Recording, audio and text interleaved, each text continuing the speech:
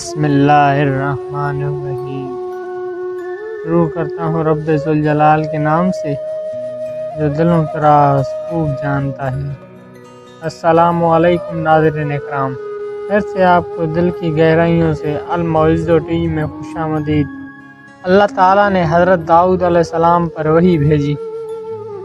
اے داؤد، دنیا کی مثال ایسی ہے جیسا کہ اس مردار اس پر کتے جمع ہو جائیں اور اس کو کھینچیں۔ کیا تم اس بات کو پسند کرتے ہو کہ تم بھی کتوں میں شامل ہو کہ اس مردار کو کھینچیں؟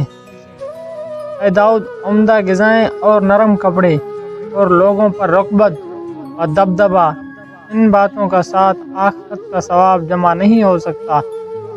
مطلب یہ ہے کہ دنیا کا عیش اور حکومت آخرت کے اجر و ثواب میں کمی کا موجب ہے۔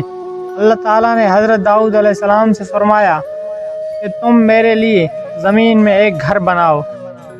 حضرت داؤد علیہ السلام نے بیت المقدس کی تعمیر سے قبل، جس کا ان کو حکم ہوا تھا، اپنے لیے مکان بنایا۔ اللہ تعالیٰ کی جانب سے وحی آئی کہ اے داؤد، تم نے میرے گھر سے پہلے اپنا مکان بنا لیا۔ عرض کیا کہ اے رب، آپ نے جس کا فیصلہ کیا اس میں یہی فرمایا کہ جو مالک ہو وہ اپنے لیے مخصوص کرے۔ پھر ان کو مسجد بنانے کا حکم ملا، چنانچہ حضرت داؤد علیہ السلام نے مسجد کی تعمیر شروع کر دی، مگر اس کی 4 دیواری بنا رہے تھے کہ 2 سلسلہ دیوار گر گئیں۔ حضرت داؤد علیہ السلام نے اللہ تعالیٰ سے اس کی شکایت کی۔ اللہ تعالیٰ نے وحی فرمائی کہ یہ مسجد تمہارے ہاتھوں سے تمام اور مکمل نہ ہوگی۔ عرض کیا کہ اے رب، یہ کس وجہ سے؟ اللہ تعالیٰ نے فرمایا کہ تیرے گھر پر کچھ خون بہائے جائیں گے۔ سیدنا داؤد علیہ السلام نے عرض کیا کہ اے رب، یہ آپ کے مشانے ہے اور پسند کے مطابق نہیں۔ اللہ تعالیٰ نے فرمایا کہ بے شک لیکن کچھ میرے بندے ہیں، ان پر رحم کروں گا۔ بس یہ سن کر حضرت داؤد علیہ السلام کو سخت افسوس اور پریشانی ہوئی۔ اللہ تعالیٰ نے فرمایا کہ تم غم نہ کرو، یہ مسجد تمہارے لڑکے حضرت سلیمان علیہ السلام کے ہاتھوں پوری کروں گا۔ بس جب حضرت داؤد علیہ السلام رحلت فرما گئے تو حضرت سلیمان علیہ السلام نے اس کی تعمیر شروع کر دی۔